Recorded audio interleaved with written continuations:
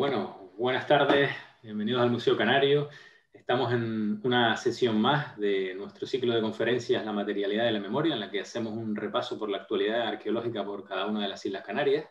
Y en esta ocasión, en este ciclo dirigido por Teresa Delgado, tenemos el placer de contar con Javier Velasco Vázquez, nuestro investigador. Él es doctor en Historia y técnico del Servicio de Patrimonio Histórico del Cabildo de Gran Canaria, que nos va a hablar de un tema de gran interés para todos nosotros, como bien saben. En su ponencia A la medida del tiempo nos va a hablar sobre una cronología y una secuencia histórica sobre el poblamiento de los antiguos canarios, en la cual vamos a comentar un análisis sobre las dataciones radiocarbónicas que están disponibles y de qué manera él establece un marco cronológico sólido para situar la llegada de los primeros pobladores, que sin duda es objeto de estudio, de hipótesis durante mucho tiempo por diferentes expertos. Esperamos que disfruten de la sesión, al final de la cual podrán ir planteando las preguntas que deseen mediante el chat y Teresa Delgado irá dando paso a cada una de ellas. Disfruten. Xavi, adelante. Bueno, muy buenas tardes, muchísimas gracias. Y si me permiten voy a compartir la presentación. Aquí está. Bueno, como les decía, muy buenas tardes, muchísimas gracias. Y sobre todo, muchísimas gracias al Museo Canario por la posibilidad de hacerme, o por hacerme partícipe de este ciclo tan interesante, que además nos está sirviendo a todas las personas que estamos accediendo a las diferentes charlas, ¿no? Un poco a ponernos al día, ¿no? de todo lo que es el proceso de investigación en el archipiélago, y está permitiéndonos hacer una valoración crítica de toda la información que está disponible o que se ha hecho posible, o que ha visto la luz en los últimos años, y que muchas veces no contamos con la posibilidad de acceder a ella, ¿no? Por eso es tan importante que, aunque sea a través de estos sistemas telemáticos, pues podamos estar en contacto, en comunicación, y poder disfrutar de toda esta información, ¿no?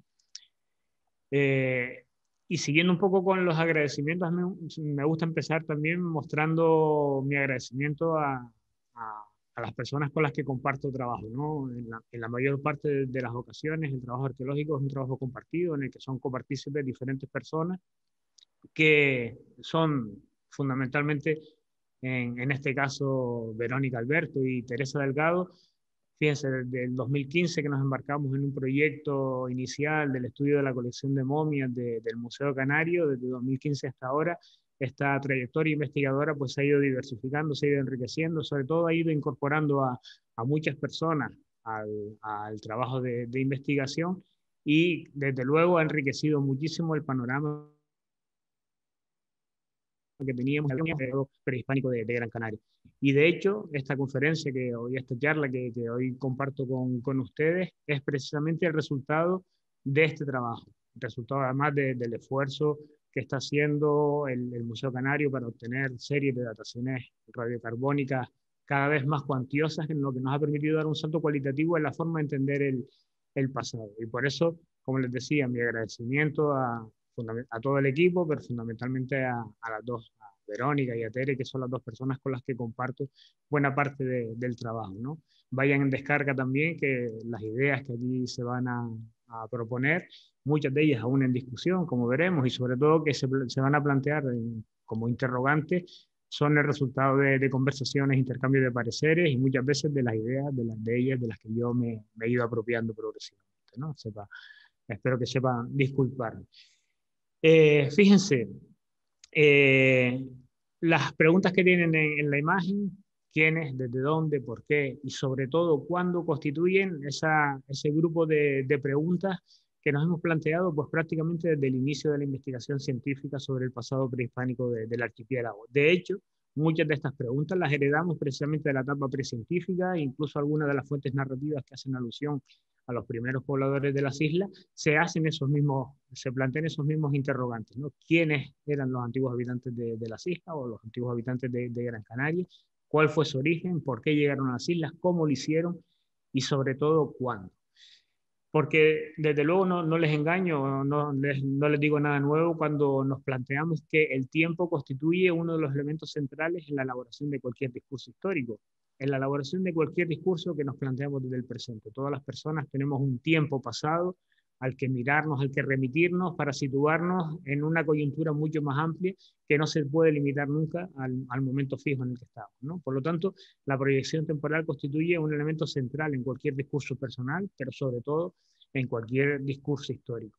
Y además, en este caso, cuando constituye una de las preguntas que condiciona la respuesta, incluso los interrogantes que nos podemos plantear sobre estas poblaciones. El cuándo nos va a condicionar la respuesta de quiénes, desde dónde, por qué y el cómo, ¿vale?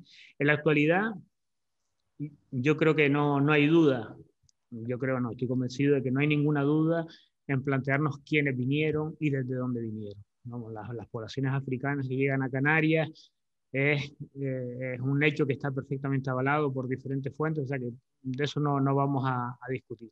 Las otras dos preguntas, el por qué y sobre todo el cómo, siguen siendo de esos grandes interrogantes, pero el cuándo parecía que hasta hace muy poco tiempo constituía una pregunta a la que no habíamos sabido dar una respuesta precisa, pero más o menos nos podíamos mover en un arco que consensuado nos permitía tener un margen de cierta certidumbre, ¿no? Sobre todo porque teníamos un tiempo concreto, que es el final, el momento de la conquista, que supone la desestructuración de estas formaciones sociales, tal y como las conocemos, pero nos faltaba remontarnos al inicio. De este modo, también lo que hacíamos es plantear un modelo de hacer historia también muy convencional y muy tradicional. Es decir, definir la historia a través de unos márgenes, a través de unos espacios concretos de inicio y de final, que evidentemente constituye una herramienta de análisis lícita, pero a veces, y como trataré de exponerles, de ver su parecer, nos limita enormemente a la hora de valorar procesos, cambios, matices, diversidades a lo largo de cualquier proceso histórico. Desde luego, como les decía, medir el tiempo es sobre todo hacer historia, pero como les decía también, nuestro proceso ha estado directamente marcado por una concepción de la historia en la que lo que interesaba fundamentalmente era definir el principio y el final. Lo del medio ocupaba ya un segundo plano. Y esto es directamente heredero también de nuestra forma de entender la historia. Todos nos movemos, cualquier discurso histórico se mueve dentro de unos referentes calendáricos, de unas referencias de tiempo en las que vamos a situar determinados eventos. ¿Qué sucede cuando abordamos poblaciones arqueológicas? Que no tenemos las herramientas, los documentos escritos, los elementos que nos permiten hacer una precisión en el calendario, con lo cual nos tenemos que mover en cierta incertidumbre. Desde ese punto de vista, lo que se ha favorecido es que hagamos una definición de grandes grupos culturales a lo largo de toda la prehistoria.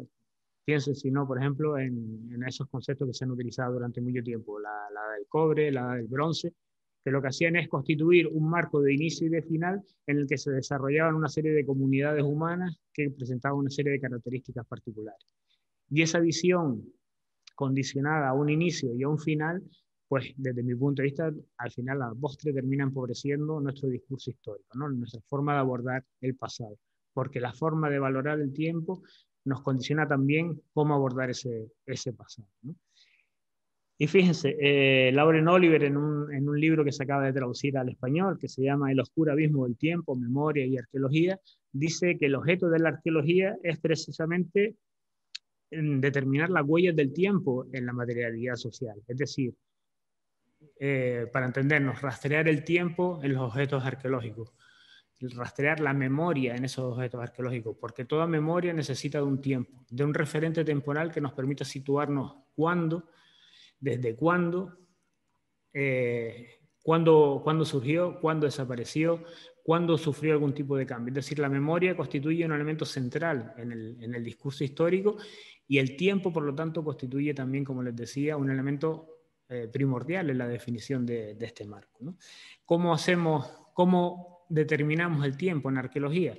Pues durante mucho tiempo, antes de la aparición del desarrollo de las fórmulas de datación radiocarbónica, que es fundamentalmente las que vamos a hablar, de lo que conocemos como el carbono 14, se utilizaban otros sistemas. Se utilizaban sistemas de datación relativa, es decir, de establecer a partir de criterios directos, indirectamente la cronología. Pues, por ejemplo, como ven en la imagen superior, pues siguiendo las leyes de la estratigrafía, aquello que está debajo es más antiguo de lo que se sitúa en la parte superior de la estratigrafía. Y eso es una herramienta muy interesante para el discurso arqueológico porque nos permite ordenar, pero nos sigue sin proporcionar un marco temporal de referencia, unos hitos temporales sobre los que definir un calendario global en el que situar los eventos históricos que nosotros estamos determinando a través de la arqueología. Otra de las fórmulas más habituales, pues el uso de tipología. En este caso, pues bueno, no, es evidente que no es una tipología arqueológica, pero todos nos podemos hacer una idea que conociendo qué tipo de botella de este refresco aparece en determinada época, nosotros podemos datar o podemos fijar la cronología de aquellos elementos que están asociados a ese material en concreto, ¿no? Desde este punto de vista, el uso de fósiles directores, que es como se denomina este tipo de elementos, pues propició que en el caso de Canarias nos encontrásemos con que se presentaban unos rangos cronológicos enormes en algunas ocasiones, en algunas publicaciones, porque la determinación de los materiales arqueológicos de las islas y de Gran Canaria entre ellos presentaban una singularidad tipológica que hacía muy difícil cualquier tipo de comparación con contextos arqueológicos norteafricanos o incluso se comparó en algún caso con contextos arqueológicos europeos. ¿Qué suponía con ello? Que había propuestas de lo más dispar a la hora de afrontar la cronología de inicio de las poblaciones prehispánicas del archipiélago o del inicio de las poblaciones que llegaron a Gran Canaria desde el norte de África. Esto proporcionaba, o esto lo que ofrecía es un margen de incertidumbre enorme.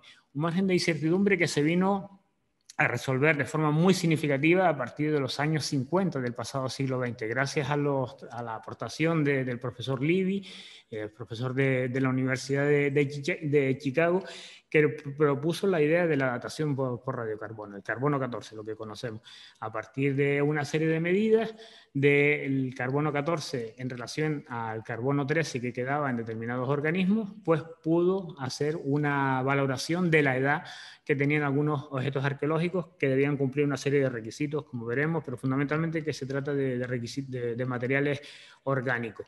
Esto le valió a que en 1960 el profesor Livy recibiera el Premio Nobel de Química. Fíjense el avance tan significativo que supuso porque avanzó de forma muy evidente las fórmulas para obtener una datación precisa de muchos materiales. Y con esto se daba un paso de gigante que luego se ha ido matizando, se ha ido enriqueciendo, que se ha ido depurando de forma muy significativa el método, pero constituyó, como les decía, un paso de gigante muy significativo a la hora de abordar este tipo de estudios arqueológicos. Y fíjense, llama la atención que unos años antes de que le dieran el Nobel a Livy, en el año 57 y 58, el Museo Canario ya estaba incorporándose a esta nueva fórmula analítica para determinar los elementos arqueológicos que se encontraban en Gran Canaria. Y de hecho, las primeras dataciones que se obtuvieron para Gran Canaria constituyen de las primeras dataciones que se obtienen en el mundo y desde luego en toda España, hasta el punto que son publicadas en una serie muy grande en revistas internacionales de gran prestigio. Por lo tanto, en los años 57 y 58 se encargan a la Universidad de Groningen, que en la actualidad pues, se pide también que se revisen estas fechas, 5 yacimientos como son las Cuevas del Rey, el Barranco de Guayadeque, Acusa, La Guancha y el ataúd del Cascajo de las Nieves, ¿no? En estos casos se requería mucho material, por lo tanto, uno de los elementos centrales de la datación fue la madera o el carbón.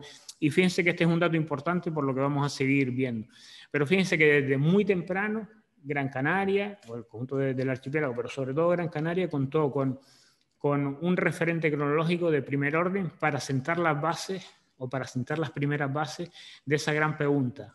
¿Cuándo llegaron estas poblaciones? Porque lo que se pretendía precisamente es que con el análisis de estos elementos a través del carbono 14, determinar el origen, la llegada de los primeros pobladores a la isla de Gran Canaria.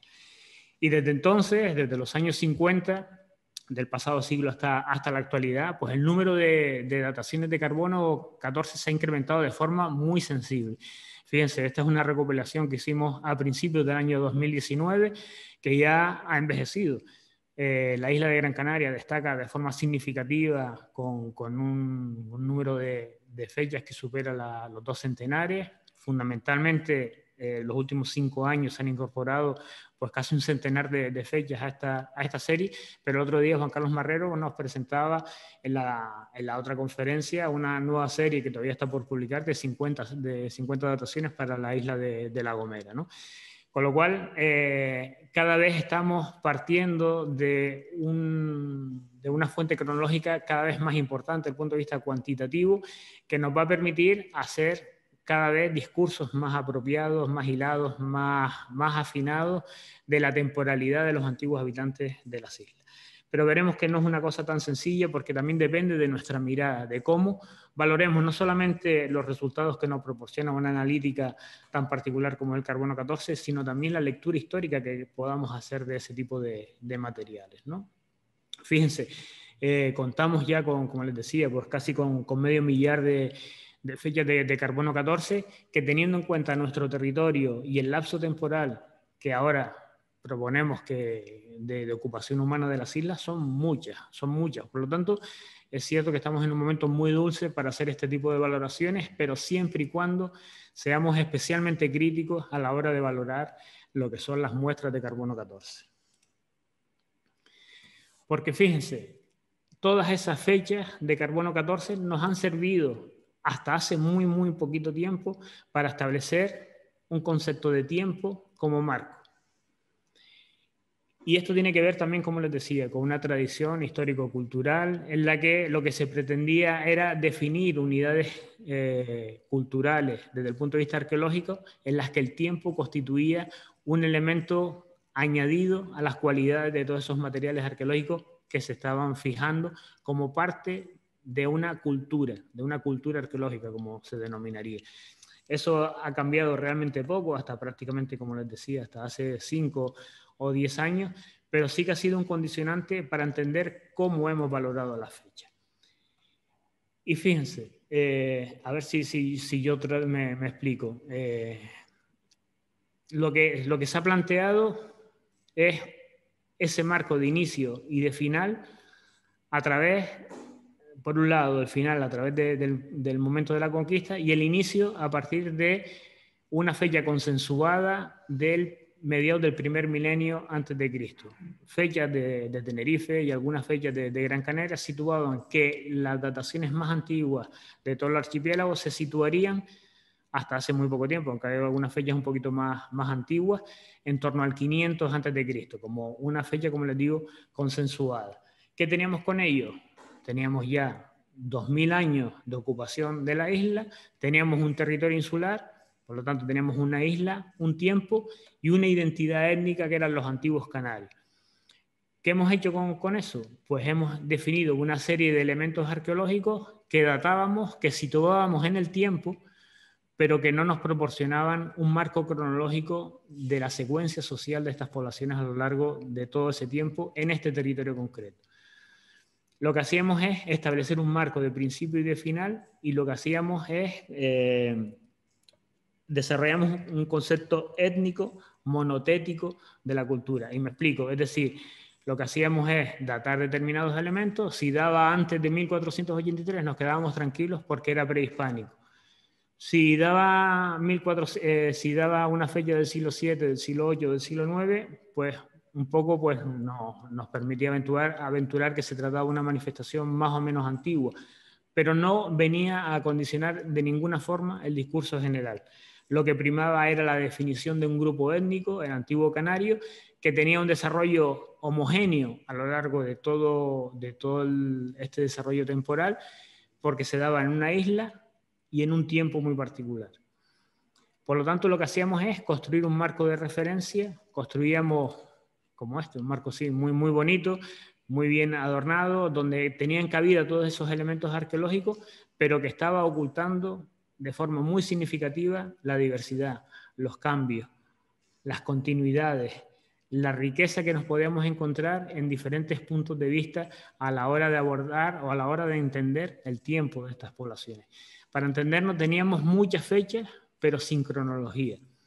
Y luego estos días pensando un poco cómo plantear este concepto, que a veces a mí se me plantea un poco complicado, es como si planteáramos, por ejemplo, la construcción de la explicación histórica del siglo XX, incluyendo en el siglo XX todos aquellos elementos que nos vamos a encontrar en este periodo histórico, desde los primeros aviones hasta los vuelos espaciales, desde la Primera Guerra Mundial a la Guerra Fría, desde el desarrollo de la energía nuclear hasta las energías alternativas. Es decir, sumábamos todo en el siglo XX y no nos equivocábamos, todo eso se desarrolla en el siglo XX, pero no éramos capaces de ver cómo había ido cambiando todos esos procesos a lo largo del tiempo. Pues nosotros hicimos algo parecido, no sé si, y luego si quieren en las preguntas trato de explicarme un poquito mejor.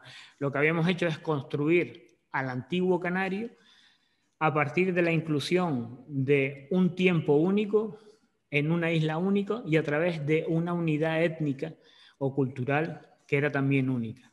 Todo eso nos daba un marco de trabajo perfecto, porque nada podía salir mal, y desde este punto de vista empezamos a construir un discurso histórico donde todas las manifestaciones tenían cabida, porque todas las manifestaciones respondían a variaciones temporales que incluíamos en ese marco único, constituían manifestaciones arqueológicas que a pesar de su diversidad podíamos encajar siempre en esa categoría de antiguo canario, y que como teníamos los límites insulares no teníamos ningún tipo de problemas porque constituyen además un principio fundamental que hemos asumido con no demasiada crítica hasta el momento, que es el aislamiento de nuestro territorio.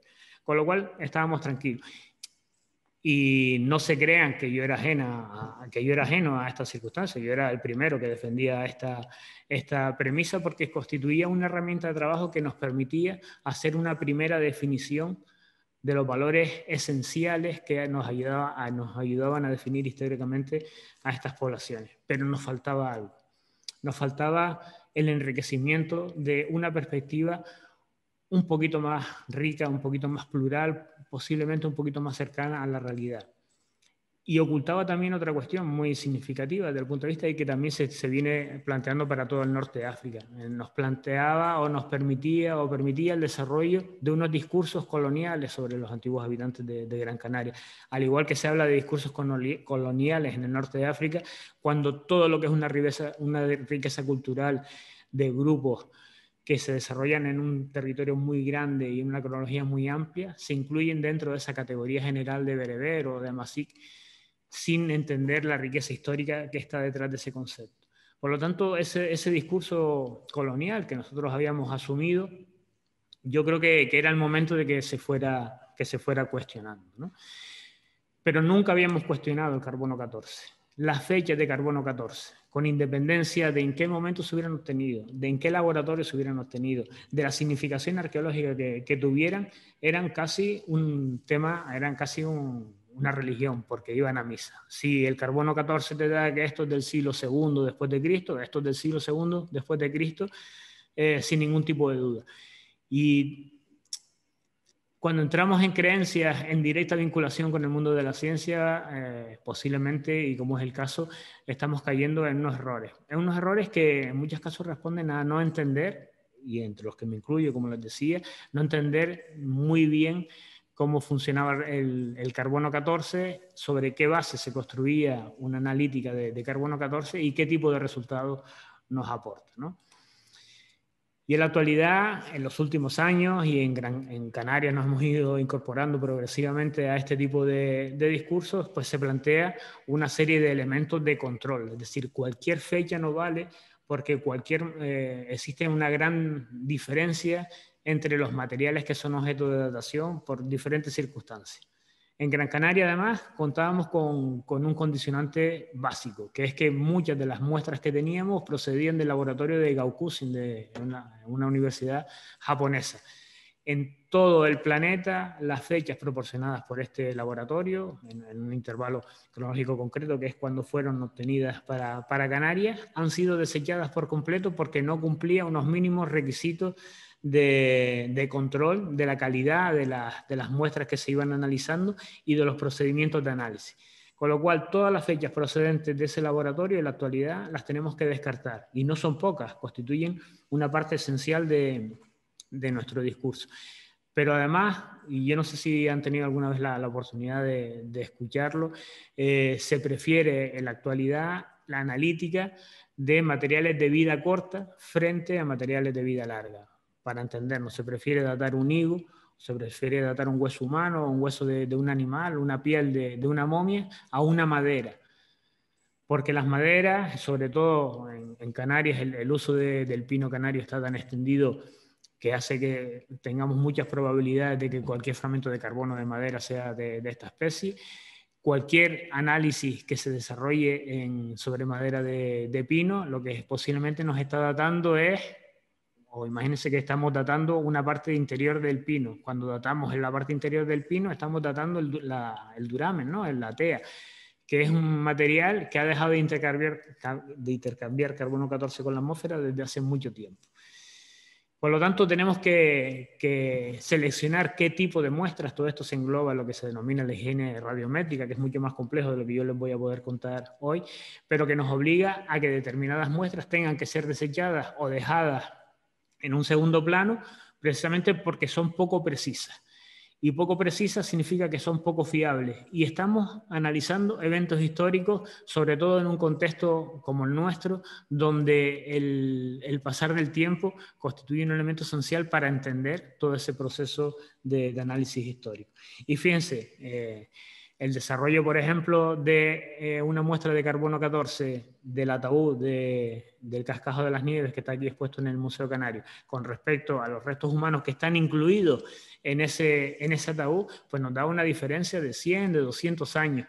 Esto sucede, por ejemplo, hay un ataúd, hay un tablón de funerario en El Chorrillo, en El Rosario, en Tenerife, donde los restos humanos son del siglo XIV después de Cristo y la madera del siglo I, II después de Cristo. Es decir, 1300 años de diferencia entre la madera y los restos humanos.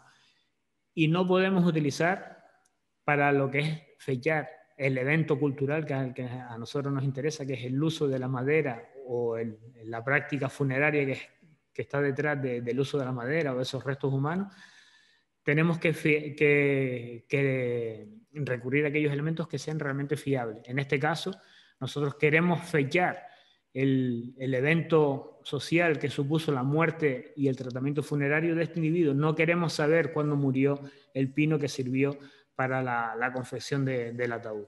Por lo tanto, tenemos que ser muy prudentes a la hora de hacer este tipo de planteamientos. ¿Cómo lo habíamos respondido hasta el momento? Con planteamientos como se dijo para algún caso en Tenerife, y fíjense, tenemos yacimientos de habitación anteriores a la era, es decir, del 300, de 400 antes de Cristo, pero no tenemos muertos sino a partir del 1000 después de Cristo. Es decir, 1500 años donde prácticamente no había ningún muerto, pero sí tenemos las evidencias de los lugares donde vivían, que habían sido fechados, algunos en el laboratorio japonés y otros fechados con carbones, posiblemente de pino, sin que se hubiera hecho una determinación específica de ese material. Con lo que teníamos un cacao metodológico muy importante que nos obligaba a que procediéramos a un análisis crítico de todas esas fechas que teníamos disponibles si queríamos tener con rigor las capacidades, las habilidades y los datos para hacer una construcción de los procesos históricos que se dan, en nuestro caso, en Gran Canaria, en el periodo anterior a la conquista castellana. Pero tan importante como es la selección del tipo de muestra, es decir, preferimos datar cereal, preferimos datar hueso, tan importante o más que el hecho de distinguir entre material de ciclo corto y material de ciclo largo es la selección arqueológica del evento histórico que nosotros queremos datar. Porque hay una diferencia muy significativa entre lo que es el evento isotópico, para entendernos, el carbono 14 y el evento social que queremos datar. Nosotros tenemos que reducir al máximo el delta que existe entre esos dos elementos, para entendernos. A nosotros lo que nos interesa es, con este procedimiento, datar hechos sociales, para poder entender procesos sociales, que es en definitiva el objetivo fundamental del trabajo histórico, por lo menos como nos lo planteamos en la actualidad. Todo ello que ha generado que nos encontremos, por lo tanto, en un proceso de revisión crítica y sobre todo, ante un cambio en el concepto de la forma de abordar el tiempo y la necesidad de reformular nuevos interrogantes. Las preguntas que no habíamos hecho hasta el momento no pueden ser las mismas si hemos hecho una selección más o menos sistemática de aquellas fechas que son válidas, eliminando aquellas que no lo son. Por lo tanto, el planteamiento tiene que ser diferente.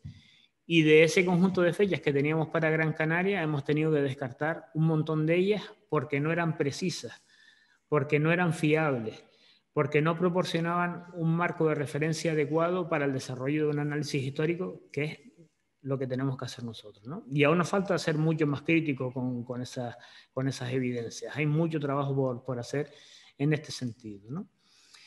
Por lo tanto, frente al tiempo como marco, frente al tiempo como un límite de inicio y de final, ahora el tiempo lo podemos entender como un marcador de procesos sociales. Es un poco, si me permiten un poco la licencia, es un poco la noción de tiempo que nos proporciona Aristóteles, ¿no? Que nos da una visión del tiempo directamente ligada con el movimiento.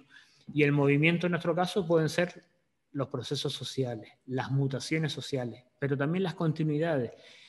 Es decir, todos aquellos elementos que por definición cualifican a cualquier grupo humano que se da en un territorio y en un tiempo concreto.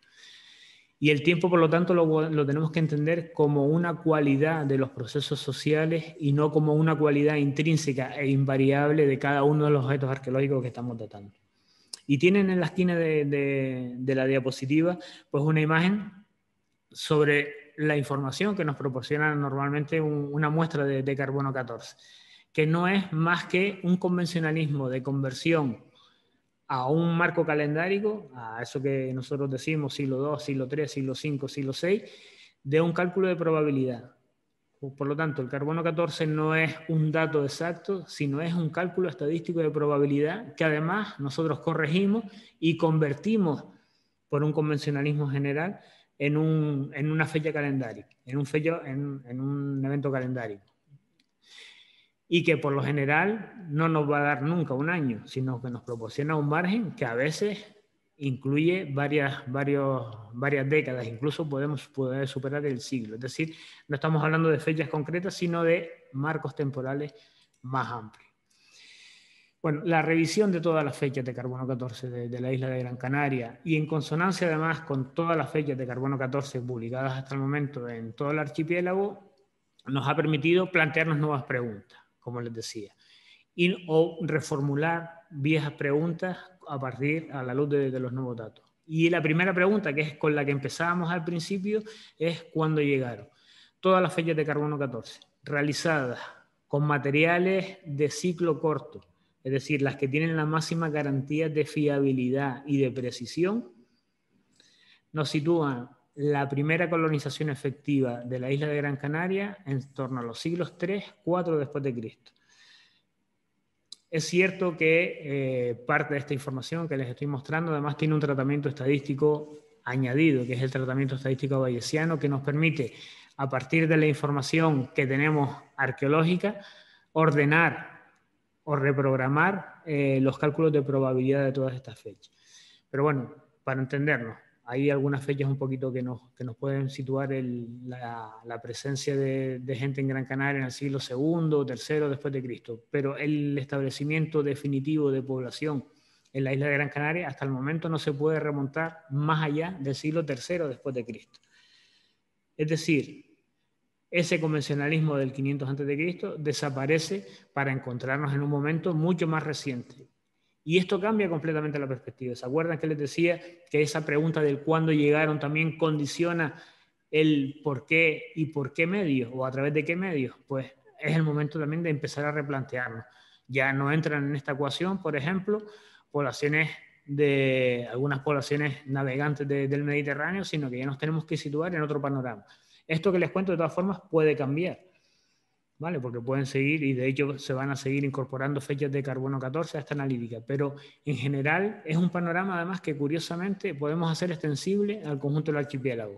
Entre el siglo II y el siglo IV después de Cristo nos situaríamos para entender el primer poblamiento efectivo de Gran Canaria. Eso no significa que las islas no se conocieran en fechas anteriores, son dos cuestiones diferentes. En los procesos de colonización de islas se distingue entre el conocimiento, la colonización y el establecimiento definitivo de estas poblaciones. Pero no nos vamos a conformar con las mismas preguntas que nos habíamos hecho antes, porque lo que vamos a hacer es combinar las fechas de carbono 14 con otros datos arqueológicos, que esa es un poco la esencia del planteamiento que se está haciendo últimamente y que nos ayuda a hacer, por lo menos, a plantear nuevas propuestas. Claro, si cogemos todas esas fechas de carbono 14, seleccionamos las más antiguas y las situamos en el espacio, nos podemos preguntar no solamente cuándo llegaron, sino dónde se instalaron los primeros canarios. Y de ahí deducir qué formas de vida llevaron. Esa es, yo creo que una de las claves esenciales de todo este proceso de renovación, de crítica de las antiguas fechas de carbono 14. Y hoy sabemos que las dataciones de carbono 14 fiables y precisas más antiguas de Gran Canaria se sitúan en Tejeda, en Acusa, en el barranco de Guiniguada, en la Angostura, en Guayadeque y en la Fortaleza. Es decir, las poblaciones que por primera vez llegan a las islas en torno al siglo II, III o siglo III, IV después de Cristo se instalan en el interior de la isla, las medianías y en la cumbre de la isla, lo que nos permite plantear que llevaron unas formas de vida directamente vinculadas a unas características de un territorio que nos hacen pensar, y así se confirmaría si revisamos algunos datos arqueológicos que tenemos hasta el momento, en unas formas de vida agropastoriles donde de todas formas la ganadería tuvo un peso significativo. Da la sensación de que estas poblaciones que llegaron del norte de África se instalaron precisamente en aquellos territorios, en aquellos paisajes que les resultaban mucho más parecidos a sus territorios de origen, precisamente porque con ellos se reduce de forma significativa el impacto negativo que supone trasladarse a un nuevo territorio, porque lo que haces es proyectar tus formas de vida en un nuevo territorio que buscando aquellos elementos que sean más parecidos a los de tu territorio de origen. Por lo tanto, Guayadeque o la cumbre de Gran Canaria, y si tenemos en cuenta en los análisis que ha desarrollado, por ejemplo, Marco Moreno sobre el análisis territorial de los recursos presentes en estos territorios, nos está hablando de unas gentes que tienen una vocación fundamentalmente agropastoril, pero donde, como les decía, donde la ganadería tiene un peso significativo. La ocupación del litoral es más tardía y sobre todo es mucho más tardía, como veremos, la ocupación del litoral de Gran Canaria con el ánimo de hacer una explotación intensiva de los recursos del medio marino. Por lo tanto, la gente que llega a Gran Canaria en el siglo II, III, IV, perdonen que no sea más preciso, se instala en las medianías y el interior de Gran Canaria desarrollando unas formas de vida que tienen un corte muy diferente al que nos vamos a encontrar al final de la secuencia histórica de los antiguos canarios, donde la agricultura parece la actividad económica preponderante en todas las formas y en todas las esferas de la vida cotidiana. Pero fíjense, ya tenemos un principio, tenemos el final, que sigue siendo más o menos el mismo, el momento de la conquista, pero ahora nos tenemos que preguntar si a lo largo de todo ese tiempo no hubo cambio, porque eso ha sido uno de los problemas a los que nos hemos tenido que enfrentar en los últimos años. Estamos hablando casi de un proceso cultural monótono que era el de los antiguos canarios, como les decía, donde parecía que todo estaba desde el principio hasta el final y donde prácticamente había muy pocos cambios que eran a veces poco perceptibles o algunos cambios simplemente se atribuían a un supuesto proceso de evolución interna que tampoco se explicaba porque bastaba con enunciarlo para darle significación histórica. No hubo cambios. Y esta visión un poco estática de la cultura de los antiguos habitantes de Gran Canaria tiene su raíz precisamente en que muchas de las dataciones radiocarbónicas que estábamos empleando eran erróneas, eran imprecisas. Por ejemplo, ahí vemos las casas del Llanillo, había una casa en la aldea, como veremos, que está datada en el siglo I después de Cristo, hecha sobre carbón y del laboratorio japonés. Con lo cual hoy la descartamos y ese dato que antes, hasta hace muy poco tiempo, dábamos como verosímil, hoy lo tenemos que descartar, con lo cual cambia completamente todo ese panorama. Los primeros elementos arqueológicos que empezaron a ofrecer información sobre el proceso de cambio son precisamente los que tienen que ver con la práctica funeraria.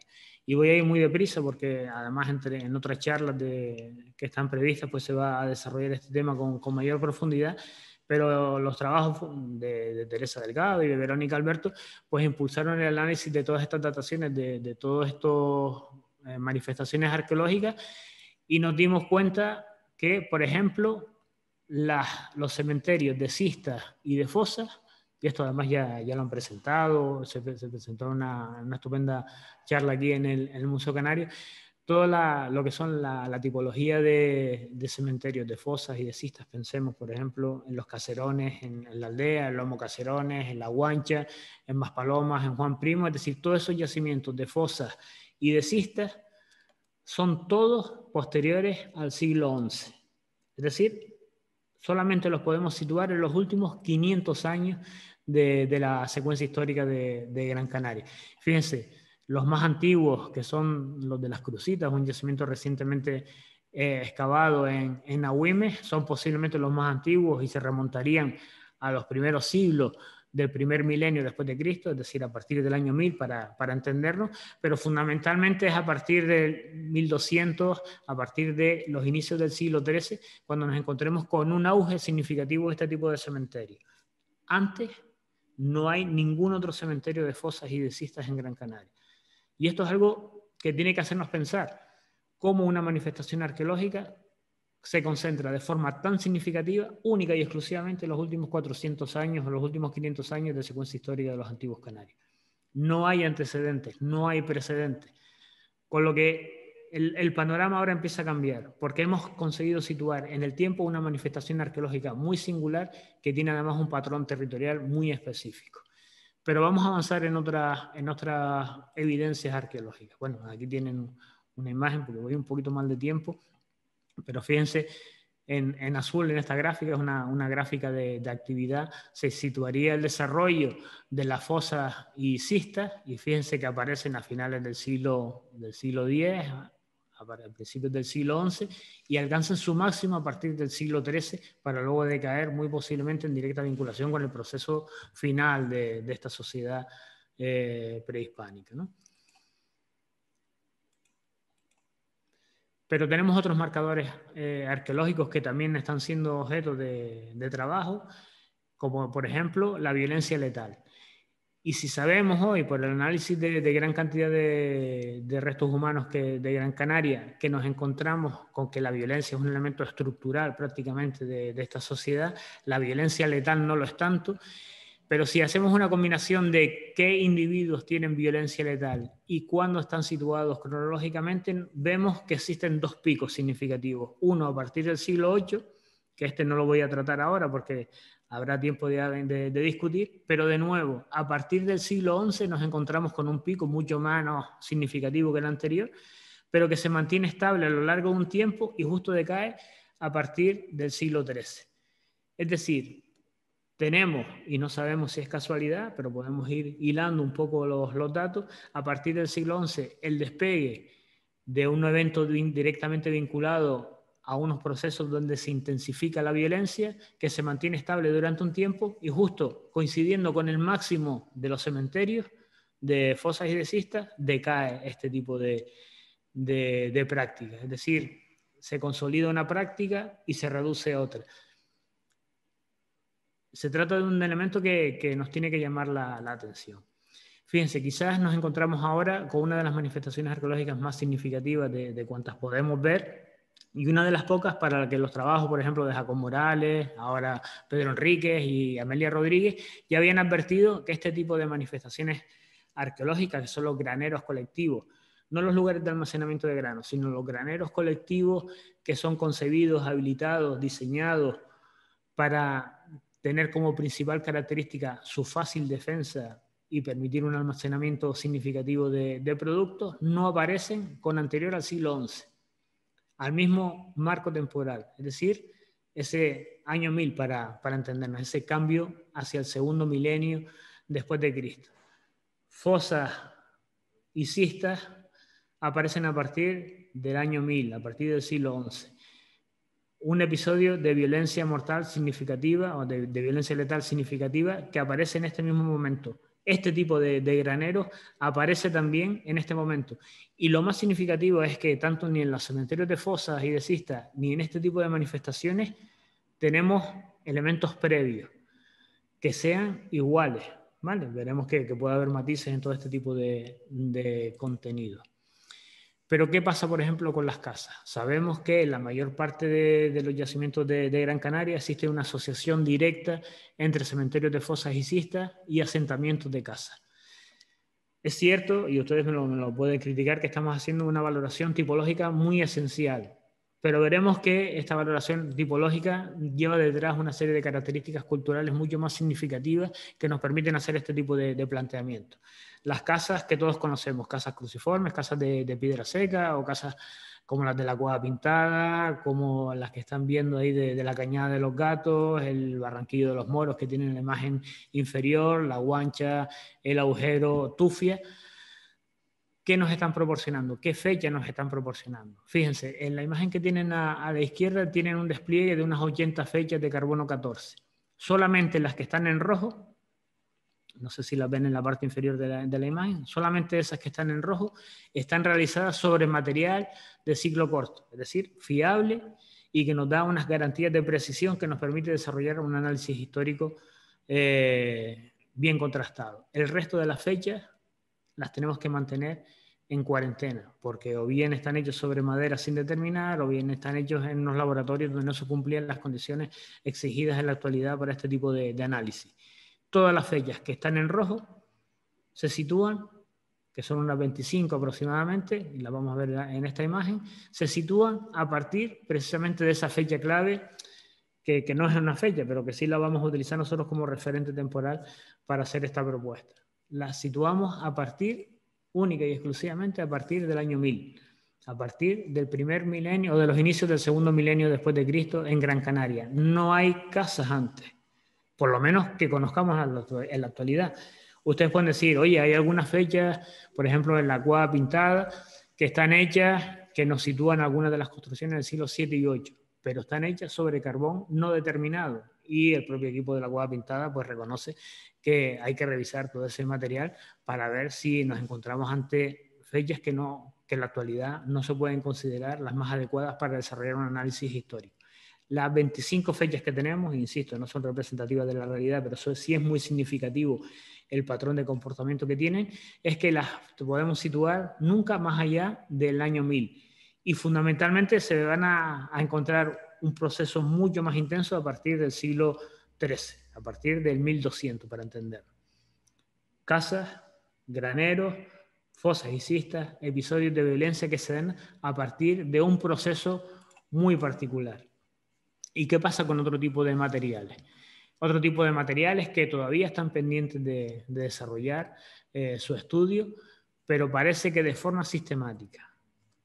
Elementos como los que tienen en la imagen, pintaderas, ídolos, la cerámica que Miguel del Pino determina como tipo 2, que es la que nosotros concebimos como la más representativa de los antiguos canarios, se da de forma abrumadoramente mayoritaria en yacimientos que están fechados a partir del año 1000, para entenderlo. No es el año 1000, pero a partir de esa fecha.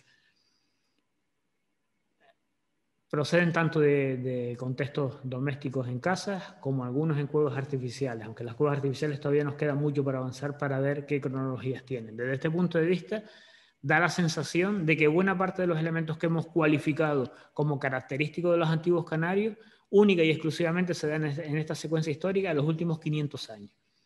Dejamos fuera de este análisis lo que podemos considerar a priori las momias, los túmulos, pero el resto de aquellos elementos que tradicionalmente nos han servido para tener una construcción o que nos han servido para conformar una identidad étnica de los antiguos canarios, única y exclusivamente se dan en los últimos 500 años de secuencia. Los antiguos canarios fueron única y exclusivamente esas poblaciones que vivieron en los últimos 500 años en Gran Canaria. Y los que vivieron antes en este territorio eran los antiguos canarios. Es una serie de preguntas que nos tenemos que empezar a hacer y afinar mucho más en nuestro análisis histórico.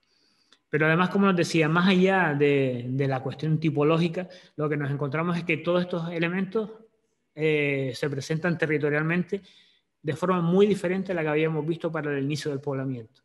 La mayor parte de los enclaves de esta naturaleza, o por lo menos aquellos de mayor significación en cuanto a entidad y posiblemente significación política y económica, se sitúan en el litoral de la isla de Gran Canaria. En el litoral y por debajo aproximadamente de los 200, 250 metros sobre el nivel del mar, en directa relación con un aprovechamiento intensivo de las principales vegas agrícolas de Gran Canaria y con un aprovechamiento intensivo de los recursos, fundamentalmente la pesca, que ofrece el medio marino. Es decir, el análisis de la fecha, combinada con otros datos arqueológicos, nos permite ver que a lo largo del tiempo el patrón de ocupación de la isla cambió de forma muy significativa, como cambió de forma muy significativa algunos elementos de su definición cultural. La práctica económica cambió, la materialidad, la expresión de muchos elementos de esa identidad étnica cambiaron a lo largo del tiempo, con lo cual nosotros tenemos que empezar a plantearnos una serie de preguntas. Fundamentalmente, cuando vemos que muchos de estos elementos aparentemente no tienen antecedentes en el registro arqueológico de Gran Canaria. Como les decía, no hay casas anteriores al siglo XI, no hay cistas y fosas anteriores al siglo XI como fecha de referencia, ¿vale? Insisto. No hay algunos elementos materiales como las pintaderas o la cerámica pintada, por lo menos con una profusión y unos acabados como los que tenemos anteriores al siglo XI. No tenemos antecedentes, con lo cual no podemos apelar a los procesos de evolución interna para hablar de este tipo de novedades culturales, porque no son muchas de ellas innovaciones, sino son novedades culturales. Es cierto que sabemos muy poco de la arqueología de Gran Canaria con fechas anteriores al 1000 después de Cristo. Sobre todo sabemos muy poco de los espacios domésticos. De los muertos sabemos algo más, pero de los espacios domésticos sabemos muy poco. Y esto nos implica que haciendo este análisis diacrónico que lleva desde el poblamiento hasta el final de esta secuencia histórica, nos planteamos que hay una serie de agentes de cambio que tenemos que introducir en nuestro análisis histórico. ¿Qué agentes de cambio podemos plantearnos? Podemos plantearnos esos procesos de cambio interno, pero nos faltan los antecedentes. Podemos hablar de innovaciones, pero para hablar de innovación tenemos que saber qué elementos han servido de base material, tecnológica o de procedimientos sociales para hablar de innovación. En muchas ocasiones solamente podemos hablar de novedades. ¿Qué agentes de cambio? Podemos hablar de diferentes momentos en el poblamiento. Podemos hablar de diferentes procesos que tienen lugar en diferentes episodios históricos de nuestra isla. En general, nosotros nos planteamos que, como he tratado de contarles, que existen importantes cambios que tienen lugar entre el siglo IX y X después de Cristo y que alcanzan su máxima expresión en el siglo XIII. Las innovaciones empiezan en ese siglo IX y X, que nos obliga, al menos desde mi punto de vista, una nueva mirada al continente. Porque podemos plantear que algunas de estas innovaciones, algunas de estas novedades que estamos observando en el registro arqueológico de Gran Canaria tengan que ver con la llegada de nuevas gentes o al menos de nuevas ideas desde el continente africano.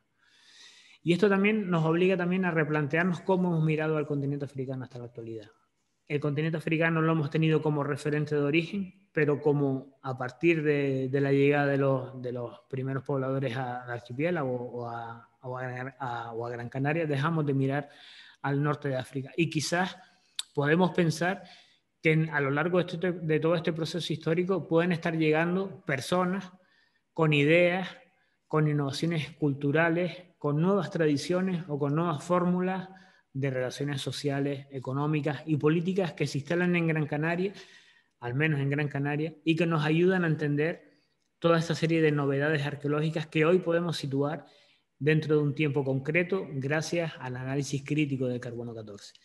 Y esta idea que yo les planteo tampoco es que sea novedosa, desde luego. Todos sabemos que en diferentes momentos se ha planteado la posibilidad de varias llegadas a Gran Canaria y de hecho las muestras, los análisis de ADN así lo plantean. Pero hasta el momento no nos habíamos planteado ni en qué momento concreto, aunque para la isla de La Palma sí, ni la significación histórica que este proceso puede tener. Por lo tanto, tenemos que cambiar nuestra mirada completamente tanto al registro arqueológico y al proceso de análisis histórico de la isla de Gran Canaria como nuestras miradas en el continente. No les digo nada nuevo cuando les planteo que entre el siglo IX y X en el norte de África es un territorio sumamente convulso, donde todas las poblaciones no están islamizadas, donde existen verdaderos procesos de movimiento poblacional, donde existen enfrentamientos entre intereses políticos muy significativos, como el califato omeya y el califato fatimí, que no es que tenga esas consecuencias directas en los territorios presaharianos, sino que implica grandes movimientos de población directamente huyendo de esos enfrentamientos o acosados por las hostilidades que tienen entre estos dos bandos. Es un proceso muy complejo que también nos obliga a mirar al norte de África de una forma diferente. Y sobre todo nos obliga a replantearnos que el proceso de colonización del archipiélago canario es mucho más complejo y posiblemente más tardío de lo que habíamos pensado hasta el momento, que tenemos que mirar a esta población con el desarrollo de cambios internos, pero también que no debemos descartar la eventual llegada de poblaciones desde el norte de África en diferentes momentos de la isla. Hasta el momento lo habíamos rechazado y habíamos hablado que las islas permanecen prácticamente aisladas o aisladas completamente desde la llegada de los primeros colonos hasta la conquista europea. Pero es cierto ese aislamiento, o aislamiento que podemos matizar y que podemos entroncar con la llegada de diferentes poblaciones en diferentes momentos a lo largo de esta secuencia histórica. La migración constituye hoy uno de los elementos culturales de mayor contribución a la explicación de los fenómenos históricos del pasado, y Canarias no se tiene por qué quedar al margen de esta realidad, sobre todo porque somos una tierra donde la migración nos va a ayudar a entender no solamente nuestro pasado más reciente, sino posiblemente nuestro pasado más antiguo. Es cierto que durante mucho tiempo se rechazó la idea de la migración porque estaba asociada con ideas raciales o raciológicas, pero en la actualidad, desprendido de toda esa serie de connotaciones, nos puede ayudar a entender, o por lo menos hacer un ejercicio intelectual para comprender mejor esas novedades que nos encontramos en el registro arqueológico de Gran Canaria. Y sobre todo, irnos quitando de una serie de premisas, una serie de planteamientos que casi no habíamos cuestionado, como es, por ejemplo, el del aislamiento, el de la migración, o esa idea que les decía previamente de tener en cuenta que cada fecha de carbono 14 es casi una verdad absoluta. Las fechas de carbono 14 valen si están en directa relación con una serie de procesos sociales que nosotros tenemos que reconocer a partir del trabajo arqueológico. Y es el trabajo, en este caso, arqueológico, del arqueólogo o de la arqueóloga, el que va a dar verdadero sentido a un dato que no es más que un cálculo de probabilidad, como les decía previamente. Pues nada, yo reitero, como les decía al principio, mis agradecimientos, y ahora los reitero sobre todo por la paciencia que han tenido aguantando este rato. Y si tienen preguntas, yo tengo también muchísimas preguntas que hacer, pero trataré de contestar aquellas que ustedes me planteen. Muchas gracias. Muchísimas gracias, Xavi, por esta magnífica intervención que yo creo que representa, no sé si ustedes son conscientes de ello, un cambio absoluto, ¿no? de mirada al pasado, da la vuelta, nos plantea otras perspectivas y lo que es aún más importante, yo creo que está abriendo un nuevo marco desde el que entender ese pasado. Vamos, si quieres, Xavi, a dejar paso a las preguntas porque empiezan a llegar. Entonces, bueno, a ver, algunas son un poco largas. La primera de todas plantean, de Francisca Herrera Reyes, dice que le gustaría saber si se han realizado, o si no es así, si son factibles, otros métodos, otros sistemas de datación absoluta, aparte de la del carbono 14. Sí, muy buena pregunta, porque sí que se han ensayado en Canarias algunos datos, algunas otras estrategias de datación, como es el paleomagnetismo, pero no son tan precisas como el carbono 14. Es que el carbono 14 ha sufrido lo que se llama, ha sufrido lo que se denomina revoluciones del carbono 14, que ha ido ganando en precisión, en fiabilidad, y prácticamente no tiene competencia. Para el marco, además, cronológico que nosotros nos movemos, es el marco ideal. Nos liberamos de muchos procesos que tiene la calibración de las fechas de carbono 14 en el segundo milenio, en la segunda mitad del primer milenio antes de Cristo, y nos libramos de otros problemas que hay a partir de 1600 aproximadamente. Es decir, estamos en un momento muy bueno para que el carbono 14 sea el método de datación más fiable que nos podamos encontrar. Evidentemente, lo que nos tenemos que encontrar es con material que presente las condiciones adecuadas para ser datadas, pero las condiciones de conservación de nuestros yacimientos hacen que se den tan buenas condiciones que yo no apostaría por el momento por otros sistemas de datación. Aunque todo esto tiene matices, pero bueno, yo creo que merece la pena que sigamos apostando por este método de datación. Antonio Jiménez pregunta, bueno, pues hace un comentario, dice que en diversas publicaciones se plantea que las Islas Canarias pudieron ser pobladas de este a oeste, comenzando por las islas de Lanzarote y Fuerteventura hasta llegar a La Palma y el Hierro, que estos planteamientos dice que parten de los estudios genéticos efectuados en restos de cabra, de cebada de época indígena, y teniendo en cuenta que en la isla de Lanzarote algunas dataciones serían del siglo X o VI antes de nuestra era, incluso algunas en torno a los años 80 después de Cristo, según el catedrático Pablo Atoche. Pero dice además que en el yacimiento de la Cedera, en Aruca, se han obtenido dataciones del siglo III después de Cristo, un asentamiento de hábitat que no se ubica en la zona de cumbre. Entonces la pregunta es si se podrían plantear que el poblamiento de la isla de Gran Canaria pudo ser anterior al siglo III después de Cristo, siguiendo ese esquema de ocupación de islas del oriente a occidente y por las dataciones de la Cedera. Claro, hay varias cosas en esta pregunta, ¿no? que hay que tener en cuenta. Primero, que esos elementos de poblamiento de este a oeste están realizados a partir de las evidencias genéticas. Las evidencias genéticas presentan una serie de condicionantes, tienen sus problemas de su reloj molecular, ¿no? Que es el que sirve también para hacer ese tipo de eventos y para rastrear esa serie de cambios, que hasta que no tengan un refrendo arqueológico es difícil que las podamos verificar, porque se plantean escenarios muy diversos que por lo general cuando hablamos de genética no siempre se plantean en los trabajos. Esas modificaciones pueden tener que ver con cambios locales, con dinámicas que tienen que ver o que se desarrollan en los lugares de origen y que luego se proyectan en las islas en diferentes episodios. Y luego hay otra cuestión también que tenemos que pensar, que el poblamiento de las islas no es ni único ni puede ser concebido de una forma unitaria. Cada isla tiene que ser analizada históricamente conforme a la información disponible para luego poder establecer un patrón general si existe o admitir cada uno de los casos que nos podamos encontrar. Gran Canaria parece que puede tener diferentes eventos migratorios a raíz de la información no solamente genética sino arqueológica que disponemos en la actualidad, pero Lanzarote y Fuerteventura parece que pueden tenerlo. Y luego, en directa relación a la pregunta, y perdonen que me extienda porque esto es importante, efectivamente, la Cedera tiene datos del siglo III, a partir de carbón. Los mismos niveles que se han datado de la Cedera en el siglo III se dataron luego con materiales de ciclo corto, con semillas de cebada, si no me equivoco, y dieron el siglo VI, es decir, 300 años de diferencia. Ante esas dos dataciones pertenecientes al mismo nivel, me quedaría siempre con la que es realizada con un material de ciclo corto. Con lo cual ya no estaríamos hablando de una ocupación de Aruca en el siglo III, sino una ocupación de Aruca al menos en el siglo VI después de Cristo. Y esa diferencia de 200 años, de 200 o 300 años, no solamente se da en la Cedera, sino se da también en San Antón, en Agüime, en las áreas de sacrificio de La Gomera, que creo que lo comentó Juan Carlos también el otro día. Es decir, tenemos que ser muy críticos con el carbono 14. Y eso también nos remite efectivamente a las dataciones que tenemos para Lanzarote del siglo IX a.C. ¿Qué fecha, de dónde vienen esos materiales? De sedimentos orgánicos o de ceniza.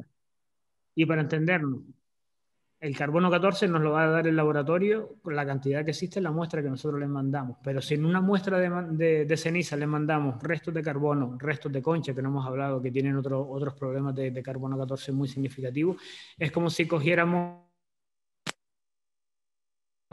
materiales que nos van a dar una fecha que no es en absoluto precisa. Insisto, nosotros tenemos que hacer lo posible por establecer una relación directa entre la fecha que nos está proporcionando el laboratorio de carbono 14 y el evento social que queremos datar. Unos restos de ceniza o material orgánico que está presente en un sedimento no es indicativo de una acción social en ningún caso. Con lo cual, esas fechas yo las mantendría por lo menos en cuarentena. Vale. Perdón que me extendiera, pero creo que era importante precisar. Xavi, un favor. Mira a ver si puedes dejar de compartir la pantalla para que se te pueda ver directamente a ti. Vale. Aprovecho para formularte, se me fue a mí el chat, perdón. Mingo Sánchez pregunta si entonces se puede descartar una presencia estable en la isla con anterioridad a lo que nos indican las dataciones actuales. En principio, todos los datos apuntan a que el establecimiento estable de población sería a partir del siglo III-IV, les ponía yo en la diapositiva, igual podemos hablar del segundo, tercero, después de Cristo, hasta el momento, hasta la información que tenemos. Tenemos que ser muy, muy honestos en este sentido, y es a partir de la información que tenemos a día de hoy, la información nos permite saber que el asentamiento estable de población no lo podemos remontar más atrás del siglo II o III. Pregunta Daniel Pérez si el poblamiento de Gran Canaria es una historia de migraciones. ¿Qué reflexión te sugiere este hecho para poner en perspectiva los actuales movimientos migratorios? Pues muy interesante, porque es que fíjense, el otro día, yo no sé si lo vieron en un programa de humor, decía que en nuestra historia tiene tanta importancia la migración que hasta los primeros canarios vinieron de fuera. Parece que es una tontería, ¿no? Es más un chiste, pero es que es verdad, es que en la historia de Canarias en general y de Gran Canaria en particular, por lo que hoy sabemos, está llena de procesos migratorios que nos hablan primero, de una relación con el norte de África que no se limita a un origen y a un proceso que luego ya tenemos que remontarnos a la Edad Media para poder retomarlo, sino que estamos hablando de unos contactos, de unas relaciones que van mucho más allá de un evento único. Y las migraciones, por lo tanto, constituyen una parte esencial para explicar la historia humana. Y posiblemente, y aquí ya me arriesgo y ya digo que es mera especulación, muchos de los migrantes que están llegando en la actualidad tienen mucho que ver con esos migrantes que llegaron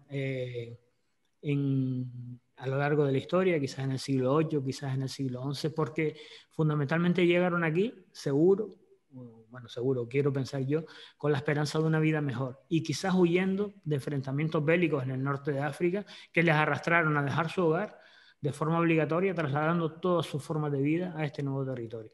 Con lo cual, la historia de la migración es la historia de Canarias, y la historia de Canarias es la historia de la migración, ¿no?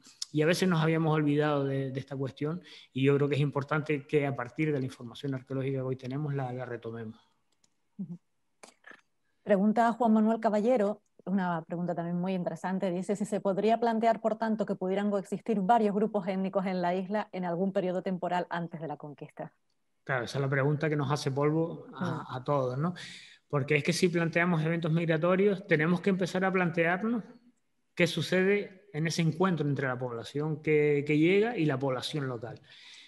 Y es un tema que además que se ha tratado de forma muy extensa en mucha bibliografía arqueológica desde los últimos años. Y en este caso, pues podemos plantearnos que existen determinadas fórmulas de migración, que en este caso, por lo que sabemos, no tiene que ver con migraciones masivas, sino con poblaciones de pequeños grupos que llegan a las islas trayendo ideas, trayendo novedades culturales que son rápidamente asimiladas por la población que está en este territorio, donde además el que se trate de poblaciones con la misma raíz cultural facilita ese proceso de encuentro, el que sean procesos que no siempre tienen un carácter violento, ayuda también a que las fórmulas de interacción sean mucho más pacíficas, y sobre todo es enormemente difícil rastrear arqueológicamente los matices de esa interacción entre poblaciones. Podemos ver que existen novedades, como las casas, como los túmulos, como las cistas, pero lo difícil es saber cómo asumieron las poblaciones locales esa serie de innovaciones, o de hecho, si en algún caso las pudieron aprovechar para dar respuesta a una problemática a la que todavía no sabían ellos darle una respuesta ante situaciones, por ejemplo, de enfrentamiento entre grupos o enfrentamientos territoriales y demás. Pero es un tema que efectivamente es el siguiente que nos tenemos que plantear, porque es posiblemente el kit que nos va a dar, la clave que nos va a proporcionar hacer una lectura del registro arqueológico de los próximos años. Pregunta Cristina Regalado si en la actualidad hay investigaciones en curso para poder dar respuesta a estos interrogantes que has planteado. Pues sí, hay diferentes grupos que estamos trabajando en la actualidad en Gran Canaria, incluso en Tenerife también, ¿no? Que tenemos una serie de intereses comunes. Lo que pasa es que un poco en función de las posibilidades que tenemos, de nuestras disponibilidades personales, los recursos económicos, nos va a permitir profundizar más o menos en este tipo de cuestiones, ¿no? Pues, yo que sé, ahora Irma Mora, ¿verdad? Irma Mora está preparando una tesis doctoral sobre las inscripciones alfabéticas en las islas y que va a dar su perspectiva desde esa disciplina a lo que es el primer poblamiento de las islas, ¿no? Y desde ese punto de vista yo creo que lo que nos hace falta es ponernos un poco, establecer más vías de diálogo entre los diferentes grupos de investigación que trabajan en el archipiélago para ver que efectivamente tenemos intereses comunes, porque el otro día Juan Carlos también lo planteaba, ¿no? Dejaba caer algunos datos sumamente interesantes que ponían de manifiesto que la cosa se está poniendo muy interesante. Jordi Casadeval dice que en el siglo XIV se produjo la llegada de mallorquines a Gran Canaria y el establecimiento de un obispado en Telde. Si pudo tener este hecho alguna influencia en la sociedad autóctona de aquel momento y si hay algún indicio arqueológico de esta presencia. Sí, sí, que lo tuvo seguro, vamos, la llegada de los frailes mallorquines, que ya no es solamente la llegada de navegantes europeos que esporádicamente llegan a las costas de la isla, sino que es población que se asienta aquí. Y si se acuerdan, todos los procesos, tanto las casas como los túmulos, las cistas y las fosas, tienen un proceso de decaimiento a partir del siglo XIV y que posiblemente tenga que ver con esos episodios que nos están anunciando ya al final de la población de la formación social de los antiguos canarios, ¿no? Fíjense que es a principios del siglo XV ya cuando desaparecen los primeros intentos de conquista de Gran Canaria y que es durante todo ese siglo XIV previo el momento ya donde se está preparando la desestructuración de la sociedad, y todo eso tiene que tener su reflejo en el mundo de la vida cotidiana y fundamentalmente en el mundo de la muerte. Pregunta José Ramón Díaz si pueden tener relación los episodios de violencia con las posibles nuevas llegadas desde el continente. Pues posiblemente sí. Lo que no sabemos es si tiene una relación de causa-efecto directa, es decir, hay enfrentamientos entre la población local y la población que está asentada y la que viene la que posiblemente llega de fuera, o bien lo que nos está anunciando es que dentro de la isla de Gran Canaria existe una conflictividad social que se traduce en esos episodios de violencia y que a partir de la llegada de nueva población se estabiliza, se modera, se cambia o se intensifica. Eso es lo que no sabemos. Pero no creemos que sea casualidad que en dos picos que tenemos de violencia letal tan marcados en Gran Canaria, que coincidan con cambios en la fórmula funeraria de forma tan significativa, parece que no sea casualidad, ¿no? Pero evidentemente nos queda mucho que profundizar en esta materia. Preguntan por dataciones de termoluminiscencia en material cerámico. Sí que se ha hecho algún ensayo, pero como en el caso del paleomagnetismo, no termina de ofrecer una información con el grado de precisión que sería requerido para un análisis histórico. Sí se han hecho ensayos, se cuenta con información, pero el coste económico que en la actualidad tiene una datación de carbono 14 y la gran cantidad de laboratorios que existen, la facilidad de la toma de muestras y de envío, hace que prácticamente no tenga competencia este sistema de datación en la actualidad. Bueno, algunas de las preguntas que formulan ya han sido respondidas con otras. Todo el mundo está transmitiéndote las felicidades por la charla tan interesante que has impartido, por las nuevas vías e ideas que abres. Yo reitero otra vez las gracias por haber querido estar con nosotros esta tarde compartiendo este proyecto y los resultados que están dando. Darle también las gracias a todos los que están aquí hoy y que han querido sumarse a este ciclo de conferencias con la charla de Xavi Velasco. Recordarles que el próximo jueves seguimos con el ciclo, en este caso con Efraín Marrero, que nos va a hablar, bueno, pues de Fiquinineo del yacimiento, con lo cual, bueno, recuerden que el viernes, entre mañana y el viernes, se colgará el enlace para poder acceder e inscribirse en la siguiente charla. Y de nuevo, bueno, pues nada más, muchísimas gracias por estar aquí un día más en el ciclo de conferencias que imparte el Museo Canario, y especialmente a Xavi, que hemos tenido la suerte de poder tener hoy aquí y de escuchar las nuevas aportaciones y el cambio que representan para el conocimiento del pasado aborigen. Muchísimas gracias. Muchísimas gracias a ustedes. Hasta luego.